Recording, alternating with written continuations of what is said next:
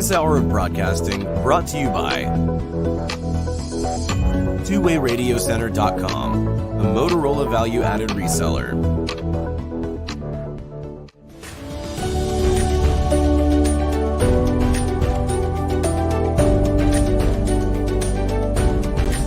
Welcome to the Church Safety and Security broadcast with the Church Safety Guys. Brought to you by Vigilant Impact. The Church Safety Guys is a nonprofit organization dedicated to equipping the vigilant, those men and women who stand watch, keeping our houses of worship and places of faith safe. We believe church safety and security must be a ministry first and have engaged, servant leaders who continually strive for excellence and teams of motivated volunteers that are always training. Join us for the next hour as the Church Safety Guys unpack safety, security, leadership, and ministry operations with your hosts, Dr. 𝗵𝗵𝗂𝗵𝗂 and Mike Scully. This broadcast is also available on YouTube, your favorite podcast platforms, churchsafetyguys.com, and on the original Church Security app. Download it today. Feel free to like, subscribe, and share with your ministry.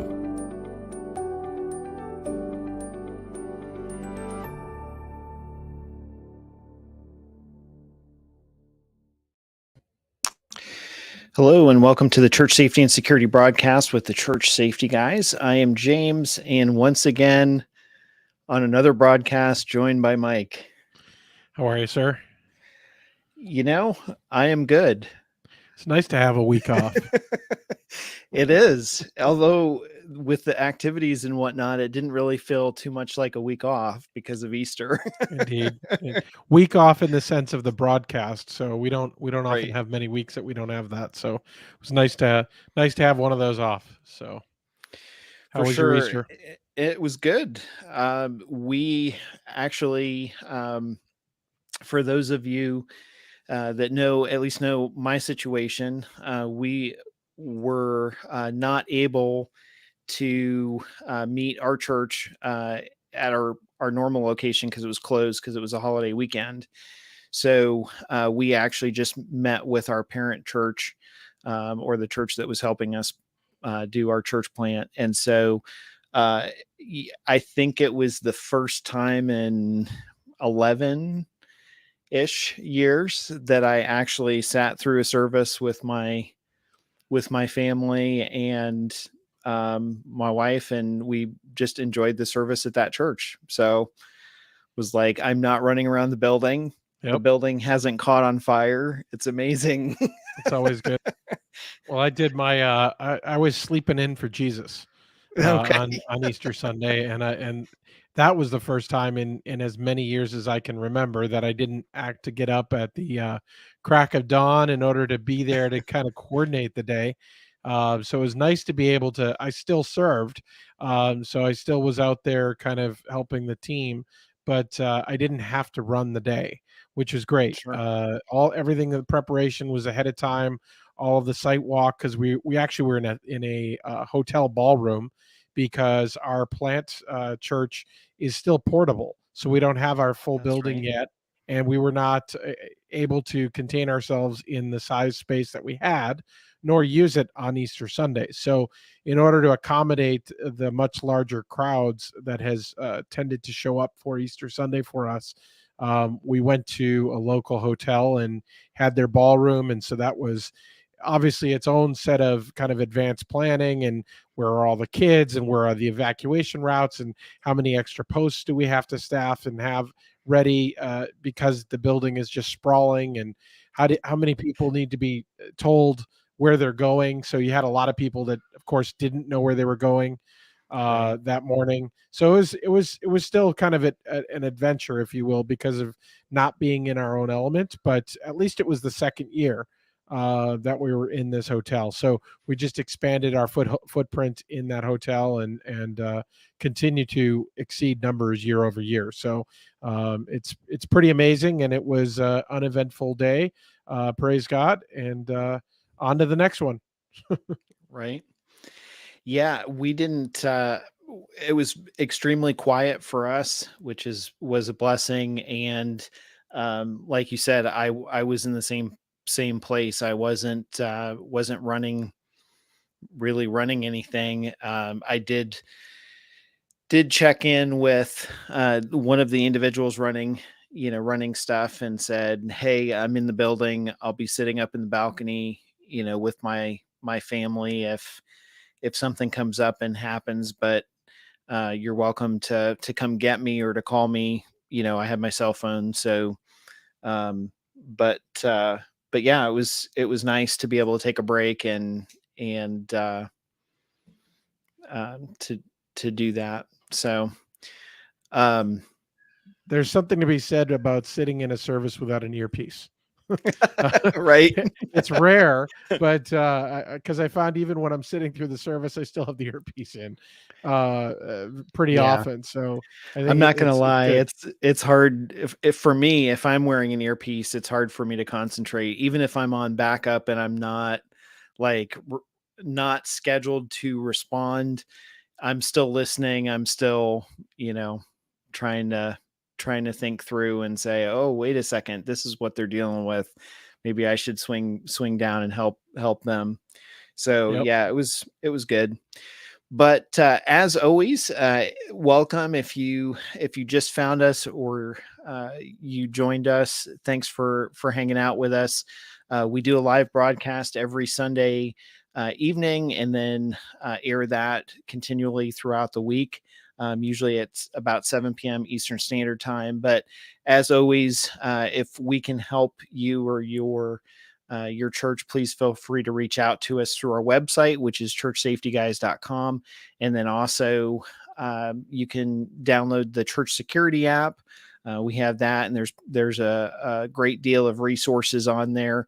And you're welcome to connect with us through the Church Security app.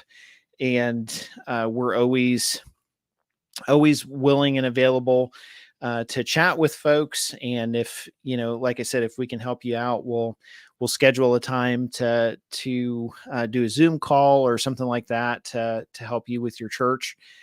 And through the process, I guess, of last week, one thing that I will mention that we've been working on that is a first for us is actually the on-demand network that we've set up. And that's really cool because for the first time, we've been able to actually upload and record our Church Security Essentials conference. And so the conference that we had in March, which was in St. Louis, we've actually completely uploaded all of those episodes and speakers to a platform, which is 𝗓𝗏𝗄𝑆𝑒guys.vhx.tv. It's a Vimeo platform, but you can go in there and you can rent an episode, if there's a particular topic, how it's broken down. And we'll be using more and more of that as we move forward. Being able, because it gives us the opportunity to categorize topics that we've talked about at conferences or on broadcasts, etc.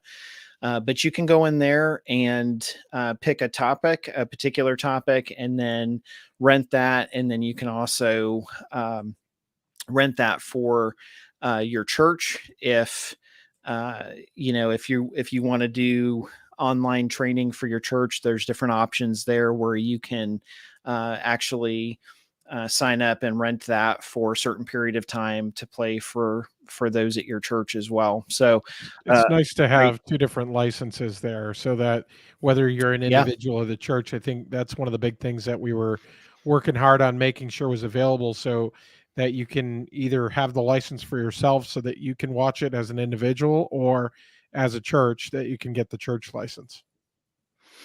Definitely. And we certainly wanted to be practical and fair with that. And the cost on that is very minimal compared to, going to the conference for a day. But at the same time, essentially that covers the cost of that goes straight back into covering the expense of that platform. So we wanted to do it. Obviously, we wanted to do it professionally and high quality.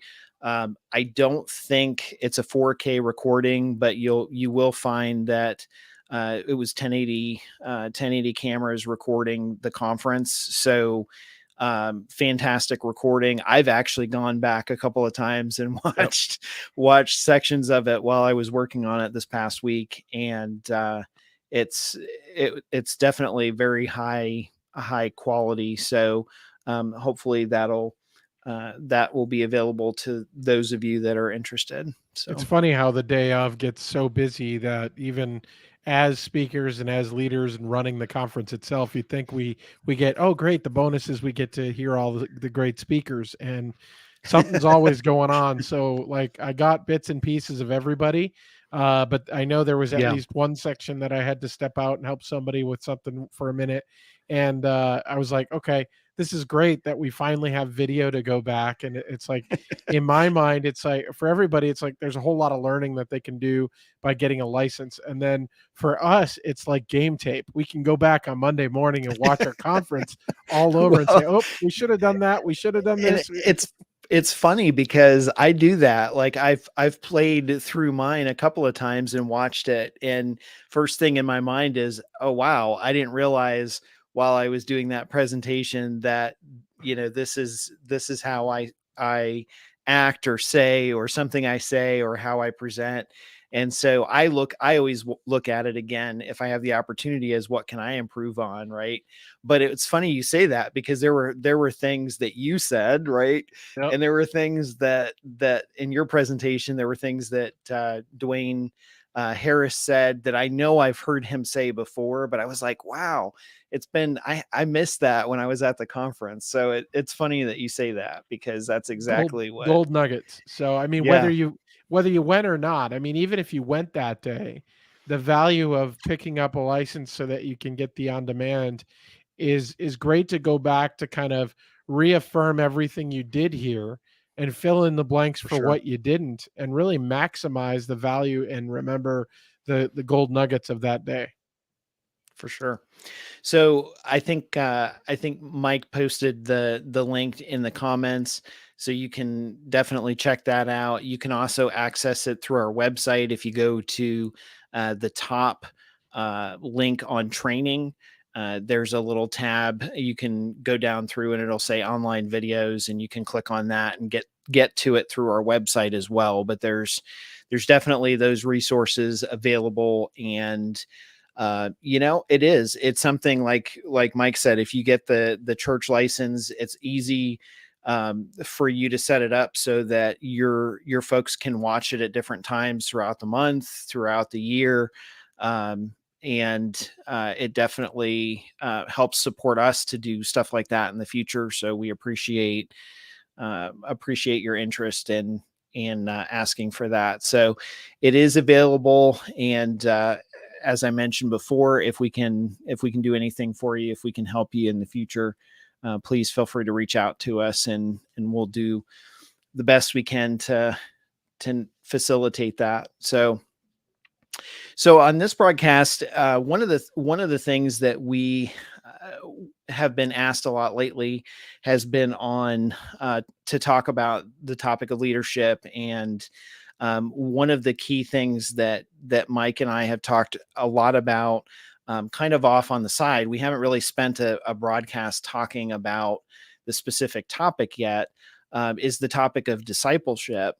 And we talk about it a lot with teams, from the sake of, you need to disciple your team, you need to engage, you need to pour into those folks' lives that are serving with you. But we had a few folks reach out to us and say, well, I know what discipleship means, but tell us, like, help me understand how to apply that in a practical way. And so I had, a few months ago, you all probably remember, I was down in Texas for the Idea Day Summit, and with Josh Tice and quite a few churches. And that was when we got that crazy ice storm where I was like, yay, I'm going from Ohio down to Texas. And we get down to Texas and everything's closed except Whataburger because of 8 inches of ice on the ground.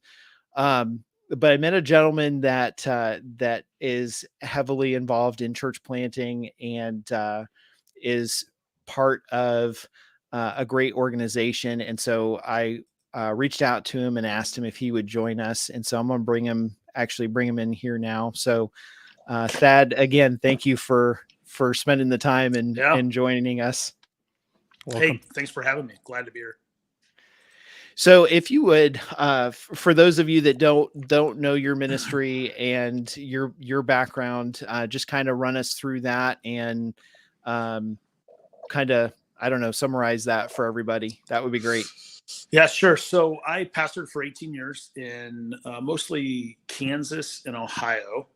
And I live upstate from James there, up in near Cleveland area on the far east side. And about 6 years ago, made the transition to go work for a missions agency called ABWE. And our North American team is called 𝗵𝗵𝗃. And so now I'm in a role where I help lead our 𝗵𝗵𝗃 team in an executive role. And really our mission statement is just to mobilize the church to reach every ethnic group in North America through disciple making that multiplies leaders in churches. And so I get to spend my time every day with pastors, church leaders, talking about multiplication, disciple making, evangelism, church planting, things like that. Awesome. Yeah. So when we met down in Texas, you were actually, that was the topic you were talking about. You were kind of going over discipleship. And why, let's start at the foundation. Like, why is that so important as a church and as believers in the church? Why is that important for us to pay attention to? Yeah, well, I think that the seed of multiplication is built into everything that God has created that is healthy. And so you look back and you can even go back to the very beginning. I mean, everyone knows the command that God gave Adam and Eve in the garden to, like, don't eat the fruit, right? But there was another command that he gave right there, and it was be fruitful and multiply and fill the earth. And then sin happens, and then we see after that, like, okay, this multiplication thing is going to be more painful for the woman and more difficult for the man, and sin enters and just corrupts everything, right? So we have the flood, you know, and everything. God basically starts over with Noah and his family, but he gives the same creation a mandate: be fruitful, multiply, fill the earth. We see this all throughout the Old Testament. You get to the New Testament, Jesus comes, does what we can't do, right? And dies the death that we deserve to die. That's the gospel.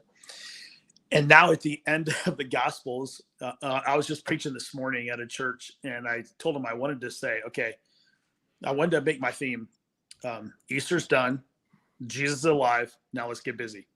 Yeah. Awesome. You know, that's awesome. Because what we find in the Great Commission, in the end of Matthew, actually at the end of Mark, at the end of John, it's not at the end of Luke, but it's at the beginning of Acts, right? Is the book 2, is not creation mandate, be fruitful and multiply, but now go make disciples and multiply that to all nations. So we have a similar command across the board. This is what we're called to. This is the singular thing that I think the church is called to, is to go make disciples. Jesus is going to build his church. How? Through us making disciples. Sure. Yep. So it's interesting. I was actually, I think it was 2 Sundays ago, I was teaching a membership class for my church, and someone asked me why discipleship? Because at my church, I'm in charge of some, to a certain extent, discipleship and connecting with people and first impressions, hospitality, that sort of thing. And it was interesting because they pushed me, my pastor pushed me down this road, because he said, hey, I want you to talk about discipleship at the new members class. And I was like, fantastic. Sure. That's fine. But I'm like, wait a minute, what do I really know about discipleship? So I went back and started researching the Greek and going, really digging into the passages in Matthew and Mark and looking through stuff. And so what was interesting was when I got to the membership class and I was talking about it and presenting on it, several of the individuals were new believers. And so they were like, okay, what is discipleship? Like, tell me, why is this important? What does this mean to me as a new believer? And so I was thankful that I had gone back and kind of researched it a little bit and had said, okay, this is why this is important. But from that standpoint, essentially it's trying to I guess if you go back to the Greek, it would be more of like a Christ learner or teaching someone about Christ and having them apply that. Well, and that's the key word that you just said there, having them apply that, because I think my very just observational of meeting with pastors in church all the time is that we've made discipleship the first part of what you said, of learning about it, but not applying. I mean, like, when was the last time that you heard a church set the expectation that, like, if you're going to be a member of our church, we expect you to disciple someone? Sure. Like, we don't do that. I mean, we do that at my church because I'm in charge. Like, awesome. I'm in charge of it. Because I'm like, hey, you know what? And what's interesting, it's funny you say that, because the truth is, so many times, and this is what's awesome about God's word. So many times when we research it or we dive into it to try and help someone else and mentor or teach or instruct, it comes back tenfold, right, to us. So it's like, when I was doing that to try and help someone else and even set up the program at our church to do that, it can't, it blessed me. I was like, wait a second, I'm learning just as much, if I'm not learning new aspects of what I'm trying to help someone else learn to teach someone else. So I think a lot of times it comes back and gives us the opportunity to learn more and serve more effectively, ourselves. So, Mike, you wanted to jump in? Yeah, I think it's great because we see a lot of that biggest objective. We talk about objectives in leadership and how the team should set up. This is that biggest objective. This is what Jesus calls us to and holds us to. So regardless of what the mission of your church specifically says, this is even higher. So we hold that out there. Then we also reach the vision and mission of your church that we've talked about a lot in the past. How does that work? How do you achieve that Great Commission? How do you make disciples, and how do you lead at your church? What does that look like? Now, let's break it down a step further. How do you make disciples? How do you lead? How do you fulfill the vision and mission of your church through church safety and security? So take those objectives at the highest level and break them down into outcomes that you and your team would like to seek and strive for. What are those outcomes? Map those out, and then understand what you're doing and make sure you're measuring to understand that you're actually making progress towards those outcomes. Yeah, I love it. That's good. I mean, I would be remiss if I didn't say at the beginning here, guys. I meant to say it right at the very first, but thanks for what you do. I mean, thank you for equipping and training people to keep our churches safe. But at the end of the day, if we keep them all safe and no one makes disciples, well, and that's it's funny you say that, because I had a conversation with someone this morning, actually, and they jumped right into we need to make sure that, we've got firearms and we got to make sure we do this and we do that. And I said, there's three things that Jesus told us to do: to love God with all of our heart, to love our neighbor as ourselves, and to go make disciples. And I said, so if I'm doing those three things and I'm focused on that in my church, then everything else will come, and fall into place.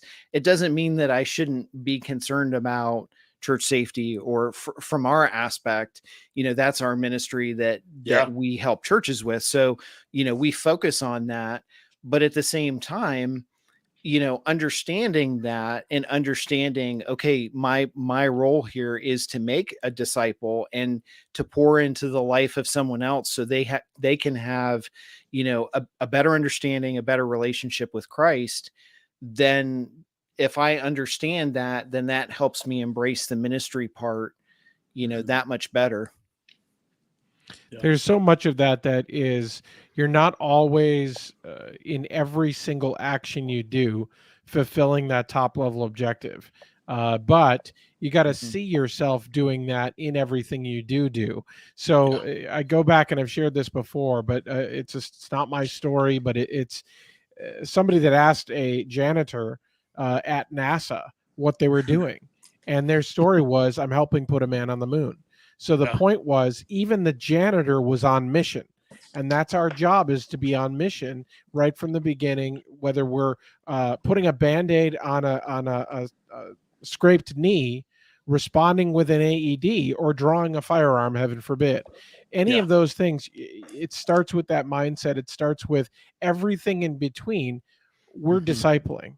Every opportunity to say hello, we're discipling. Every time you engage your team, we're discipling. It's everything else that is part of our team, our responsibilities, but it's still part of that core lens that we need to make sure it stays a part of it. Yeah, it's good. That's really good. For sure.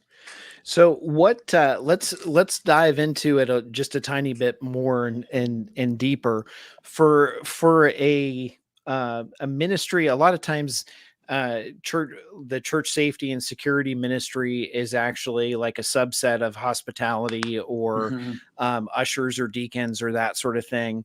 First impressions, a lot of times we'll see that as well. So as a group, you typically have a leader and then volunteers.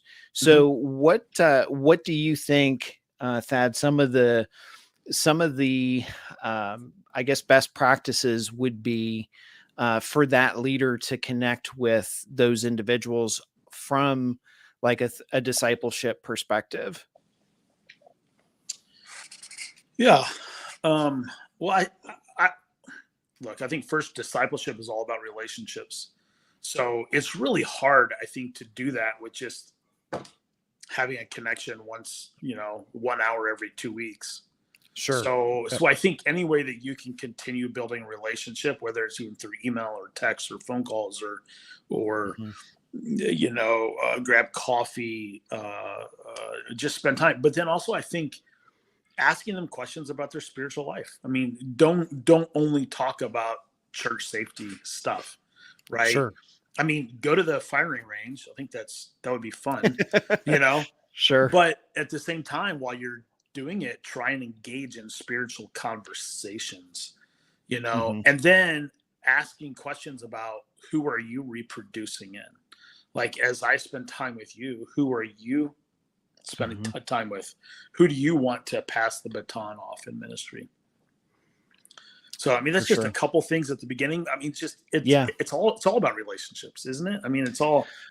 Well, and it's interesting you say that, because we try and help churches all the time, and we a lot of times will troubleshoot like cultural type things. Like we'll have pastors reach out to us and they'll say, I don't understand why this isn't working. Like the dynamic between me and my team, or me and this individual, is really rough. Like we're not getting along and that sort of thing. And I think to connect back to what you said, I think one of the things that Mike and I have seen and have said is that pushing that friendship aspect, if you're a friend before, I mean, everybody's got life, right? Life is happening. Yeah. There's always something that you can pray for somebody about or talk to somebody. But the truth is that if you're a friend before you're a boss in ministry, then oftentimes, that builds that connection. And I mean, I've said that I think I've shared the story before where folks on my team, absolutely, I'll text them, I'll send out messages. I'll say throughout the week, hey, I just want to let you know you're on my heart. I'm praying for you. One of a few, I think it was a year or two ago, one of the couples that served together, the wife got pneumonia, actually COVID pneumonia. And so she was in the hospital for a while. And I went with one of the other pastors just to visit and pray. You know, we were doing a bunch of things at the hospital, visitation, and I popped in the room and I'm like, hey, I'm here. I know it's a little awkward, but do you mind if I just pray for you real quick? And, you know, they were blown away. But that changed our relationship, because then moving forward, yes, anytime, you know, we needed, or I needed help on a specific project or event or something like that, I could reach out to them and they were like instantly like, hey, I'm there. We got you. I'm helping you, that sort of thing. But it changed our relationship, and it changed it in a positive way. It wasn't like I was standing there like, oh, I got to go see this person. It was like, I want to go see them to let them know that I'm concerned. And when I did, stepping back from ministry, right, and just saying, hey, I value you, I'm concerned about you, that changed our relationship in a way that I don't think anything else could have, because we then became connected and more friends than, you know, again, just folks serving together. To me, it's a lot about maturity. Is that I feel like that's where the church in general is. I feel like is in a.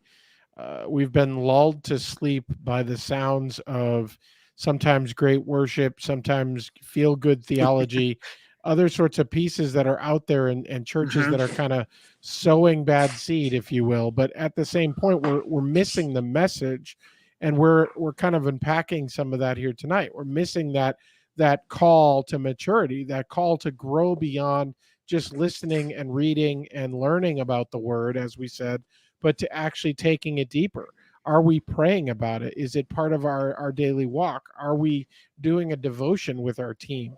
Are we teaching our team about how to be good stewards with the resources that they have, whether that is different supplies or different things that they'll use in their job? Are they treating them well? In other words, are they treating their radio and that earpiece with reverence and respect, to the degree because they understand that it's paid for by that church? And are we being a good steward of that material?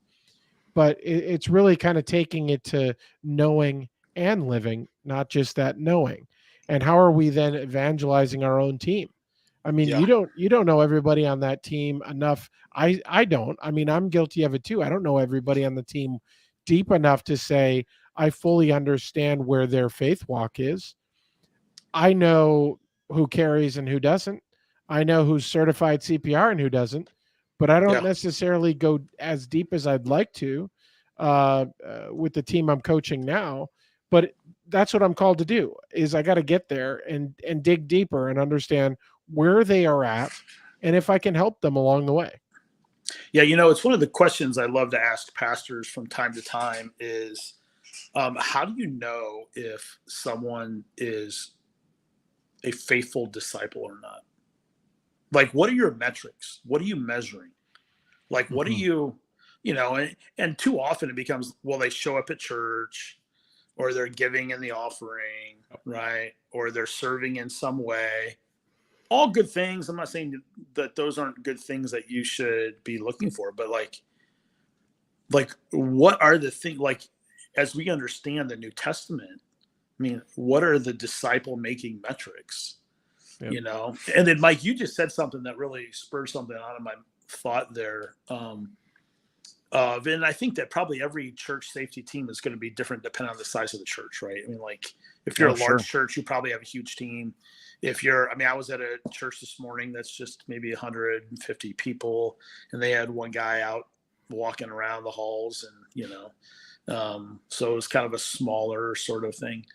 How many people can you actually get to know? And then at what level do you begin breaking that down into team leaders, and then trust? And then you're just like, if you're leading the team, are you just trying to disciple and shepherd the team leaders, and the team leaders are training and discipling the people who are serving? I mean, this is all like leadership development sort of chain of command. Skill. Yeah. Well, okay, yeah, that's I would expect the church safety guy to say that. The chain of command. I love it. Well, honestly, I mean, the original church that I was the safety director of for quite a few years, we had myself, and then I would answer to the pastors, and then below me or alongside of me was usually 3 or 4 individuals that we would have as team leaders. And then those individuals would, basically have teams on each Sunday, and they would rotate and take turns. But those team leaders would generally have, and the way we set it up was those team leaders would generally have the same people working every time that they were working with. Oh, so yeah, that's smart.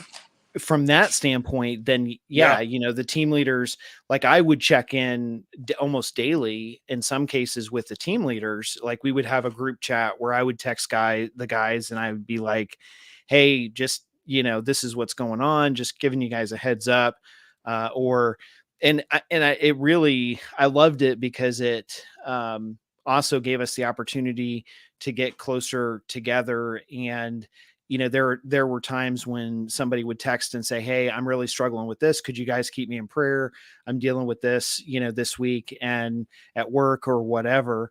And so that was really cool. But then one layer down, individuals that were serving with that team leader on that particular Sunday, oftentimes, we would encourage the team leader, reach out to your folks and connect with them, text them during the week, because, everyone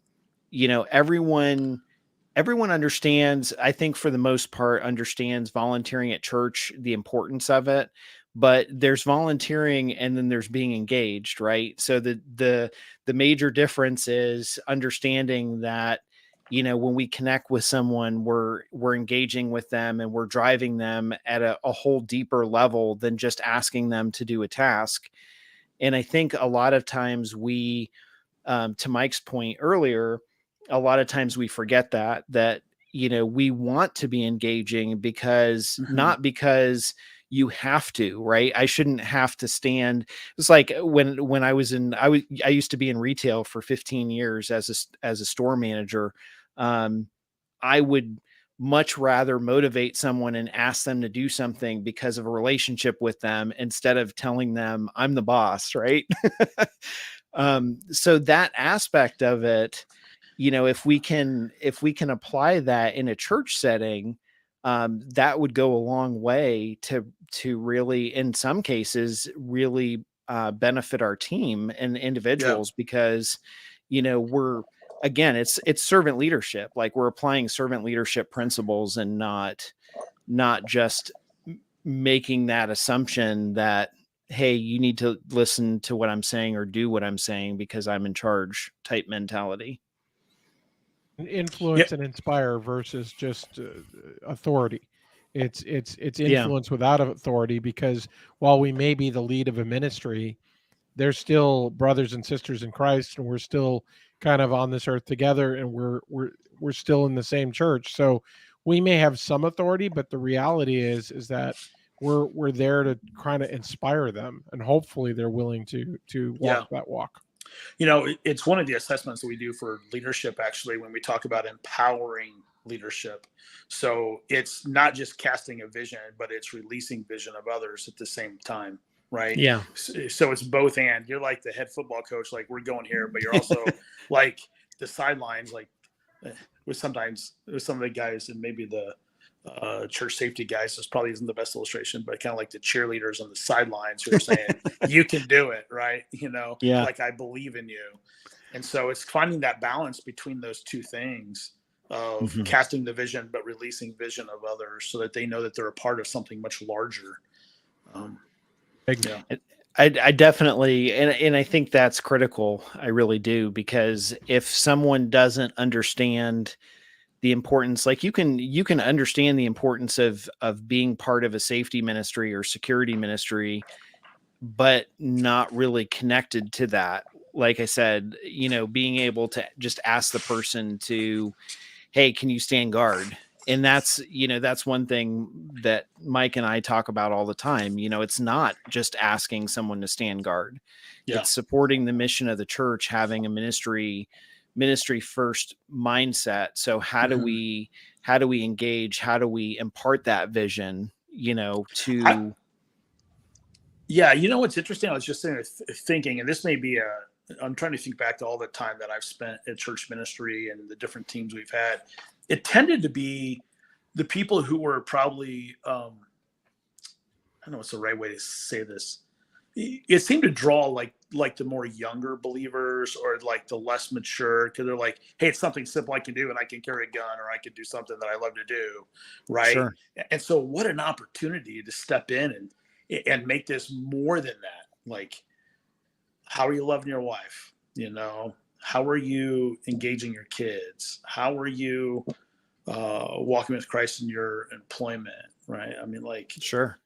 And obviously, I think that men specifically, and I'm not saying it's just the church safety is just a male gender thing, but men probably like to engage each other side by side doing something, right? Probably not just sitting down face to face and drinking coffee. Maybe depends on the age, but right. But going to do something, go play some golf, and as you're golfing, how's your marriage? Yeah. What are you reading in the Word? For sure. Because I mean, sometimes even just having an individual, to talk to about that is helpful. I mean, there's stuff, I mean, for our ministry, Mike and I are always doing stuff together, but there's times when the two of us where both of us will be like, hey, I'm dealing with this today. And, but just having that sounding board to be able to say, oh yeah, there's a connection here because I dealt with that, but it's finding that common ground. And in the cases, like I mentioned before, where we've had pastors reach out to us and say, I'm not connecting with this person. One of the things that I said was exactly what you just said, Thad, which was, hey, step back, maybe get to know this person as a friend, like connect with them, go play golf, go shooting, go grab a cup of coffee, and invest time into that person and get to know them before you start talking about ministry. Because if you do, if you're able to connect, then from a ministry standpoint, you guys can get on the same page and see the value a lot easier and faster, versus, you not being a friend and just being more of an acquaintance and trying to drive that relationship where, one person is just, you're messing with my ministry, and the other person is like, hey, I'm trying to do things better, but it's like, well, wait a second, you're colliding and you're clashing. So let's try and be, engaged, connected friends before we get to making adjustments or making changes. Yeah. And I actually think one thing that I've seen that really works with building that relationship is having conversations with them. There's a popular book, I won't mention the book, but that they talk about having what they call I see in you conversations. But just like thinking like, okay, so how can I text a guy at my church every single week and let them know, or a lady or someone, and say, here's how I saw God work through you this week. Mm-hmm. Like raising the bar of expectations and just saying like, letting them know that God is using them, even what they might think it's a mundane thing. Yep. But I mean, if pastors had regular conversations with people of letting them know where they see God working in their life, man, leadership development becomes a lot easier. Yeah. Well, and you have engaged flock even more from that point. I mean, the ability to inspire somebody to serve one more Sunday or one more hour or this, that. I mean, at the end of the day, everybody loves a bit of recognition, but that's almost Uber level recognition, because that's not something like, hey, you did a good job. That's not a throwaway recognition. That is, hey, and as a spiritual leader, to say, hey, I recognize this, and I see it not just as, hey, it's valuable, thank you, but I see it as a way that you're manifesting this for God. So in that sense, in any ministry, that's why we're serving. That's our ultimate objective. And again, going back to that. So any leader, whether it's a ministry team or the pastor, that can marry those two together, it's gold. You're building, you're lighting a fire under that person. Yeah, and anytime you can connect it to relationships and people, and what I mean by that is this: spiritual gifts, like read the New Testament, it's never connected to programs. It's always connected to people. It's a body issue being knitted and formed together, right? Sure. In Ephesians chapter 4. And so, like, when you see some guy or some lady or someone in the hallway bending down and spending time with a young kid and encouraging them and something, and then you text them later, it's not about you just showing up and serving on Sunday. It's important, needed, but connect it to like the little things. Hey, I really see how God opened the door for you to engage that young person. I pray that he gives you more opportunities to step into that, because I think that you're really good at it. I mean, this guy's going to get that text and go, wow, oh man. And then rise to that occasion. Yes, and rise. Yeah. And again, but they're probably thinking that showing up and walking the hallways, that's my spiritual giftedness. It's not. Well, I mean, we can talk about this, but and we can push back, and maybe that's the banter part. But that conversation of encouraging that young person in the faith, or to say, like, that's where the giftedness and it glorifies God in, I think. You know, for sure.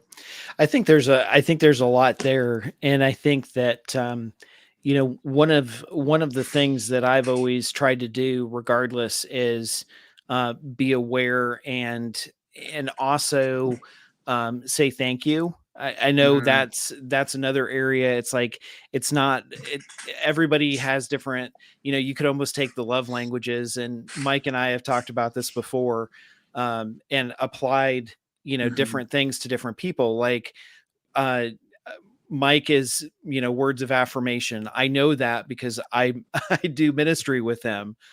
He could tell you what mine is.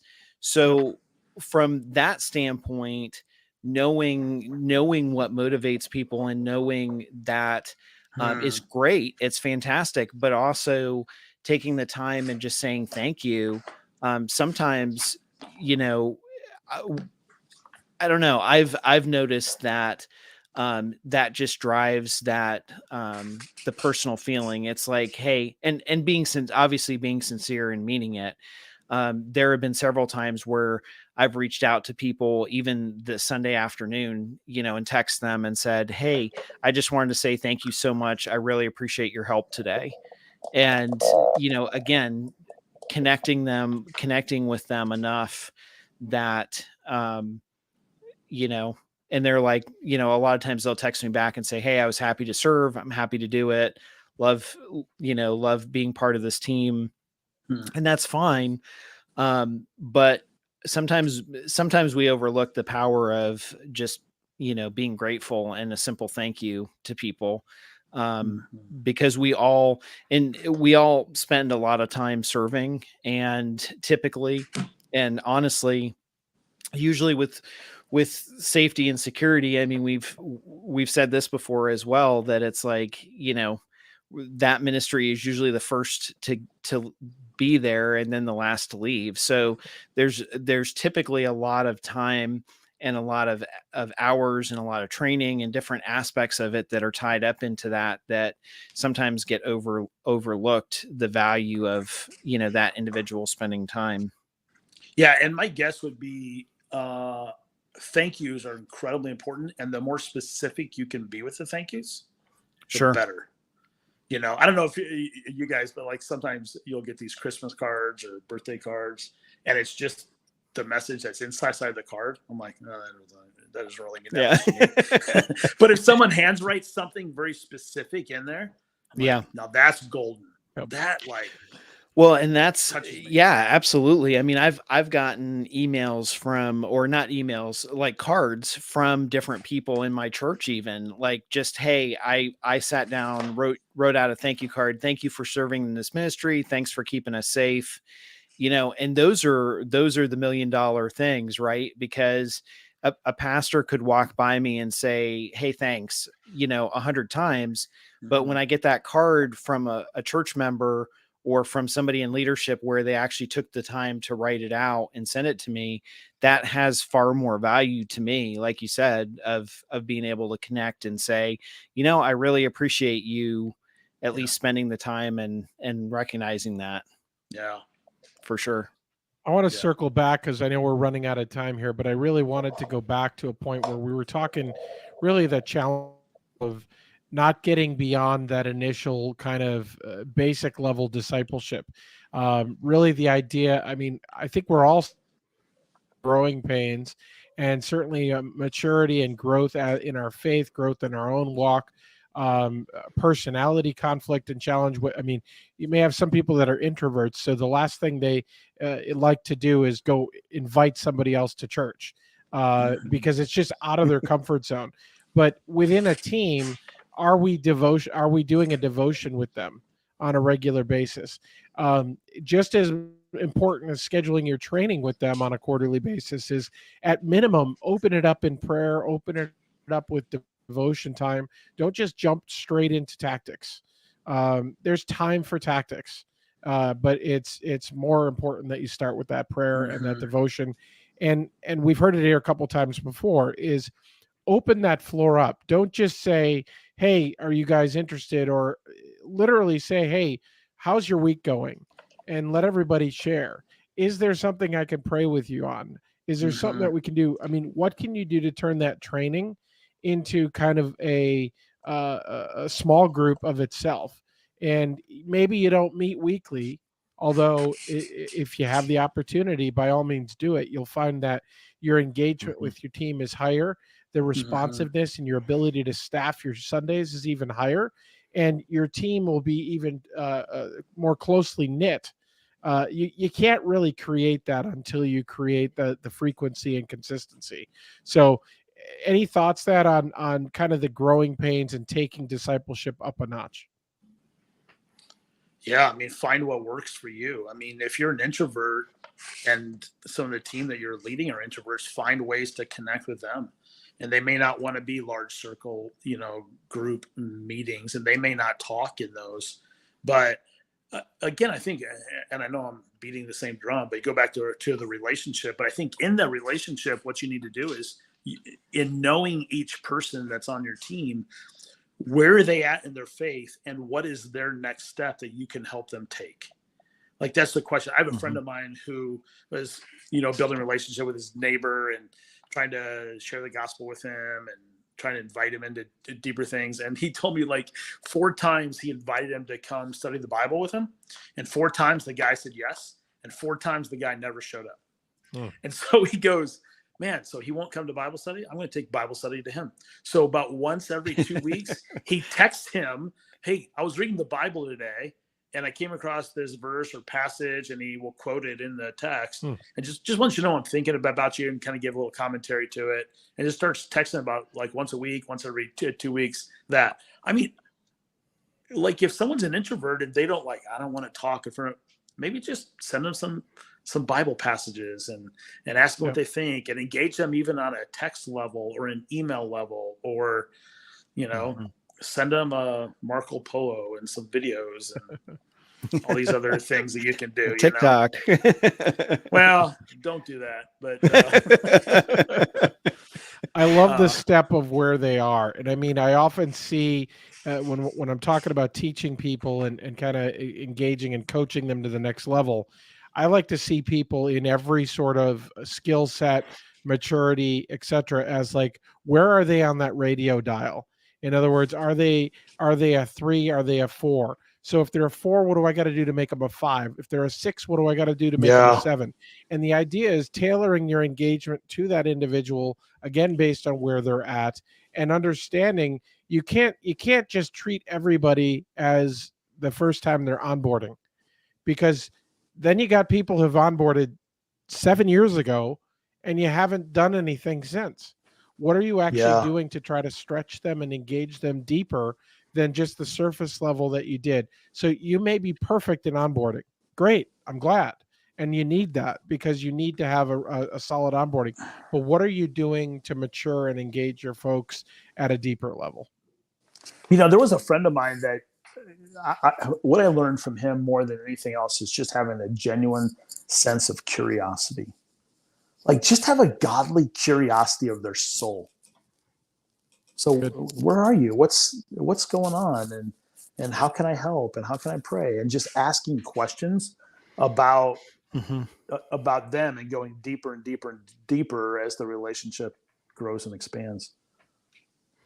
I think, honestly, I think that's a lot of it is just being sincere, being,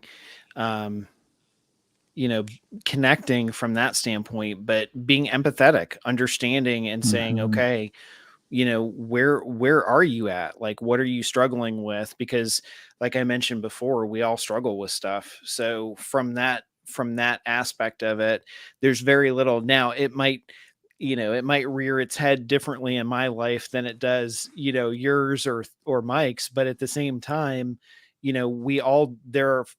if you look, oftentimes you can find the thread of continuity between different things that we've dealt with to be able to connect and relate with that person and say, you know what, I'm praying for you this week, or I understand. I've never been through that, but I've been through similar situations and I understand what you're dealing with. And that's, honestly, I think that's important, for any successful ministry, not just church safety and security, but for a leader to connect with someone. And we've done research about generational connections and how people of different generations connect differently and engage differently within the church, and multi churches or multi-generational churches connect oftentimes different from an aspect of, serving and engagement versus, years ago. Yeah. And so understanding and kind of learning that is a good investment of time. Yeah. Kind of summarizing the whole, I just kind of formulated a thought in my mind, is that it's about the who before it's about the what and the how. We're very much about the how. We're very much about the what. We have to be more about the who. Well, church safety and security in itself is very, very much what, right? It's very much a geared ministry toward action, toward taking action, toward responding, responsiveness. And I think you're absolutely right. I think there are a lot of times when we miss that who, maybe more in this ministry than any other ministry, but any ministry, it's so easy to jump into something and say, hey, can you serve? Hey, can you do this? Hey, can you, because again, that's how we're wired, is to accomplish stuff, problem solve, get things done. So like, if we are going, like you and I, Mike, are going to the same church, I know, okay, I know your character. I know you're a dependable person. I could easily jump to you and say, Mike, could you get this done for me? Could you do this? And I know it's going to happen because I'm what motivated, right? I'm trying to solve that problem. I'm trying to figure out how to fix whatever it is that we're looking at, even holistically. And yet taking the moment to say, to look at the who piece of it from, hey, I need to be concerned as a leader. I need to be concerned and empathetic to you as an individual serving and what your needs are versus what the church's needs are. Sometimes that's that gray area that I think sometimes we forget about. But I don't know. But anyhow, we are pretty much out of time. We kind of went over, but that's okay. Anyhow, Thad, thank you so much again for joining us, and definitely enjoyed chatting with you tonight. Good conversation. Love it. Yeah, thanks guys for spurring it on. I appreciate what you guys do, and appreciate it for sure. All righty, I'll go ahead and pull him out, and then as always, we're going to wrap up next week. I believe our broadcast is actually is it the last? It's not the last April, almost the last April. So next week we're going to talk about some de-escalation stuff, and we're going to have John Riley back on with us. He's going to join us, and we're going to talk about there was an incident in I believe it was down south, and it was an incident with a deputy where a deputy escalated a situation at a church and is now being charged with second-degree murder for his actions. And so this past week, John Riley and I have been talking a lot about that and just how we can be more prepared as church safety teams to respond to things and do it in a better way. And so John is going to join us next week, and we'll talk about that. And then the following week, we'll have Jared Teslov back with us, and that's Jared's segment because it'll be the last Sunday of the month, and he'll be once again going over real stories with the church safety and security. And I'm not sure who he's got on. He sets up his own guests, so which he does a fantastic job with. But as always, if we can be of any service to you, please feel free to reach out. We would love to help you. Have a great week. We'll talk to you next time. God bless. Take care. This hour of broadcasting brought to you by 𝗃𝗴RadioCenter.com, a Motorola value-added reseller.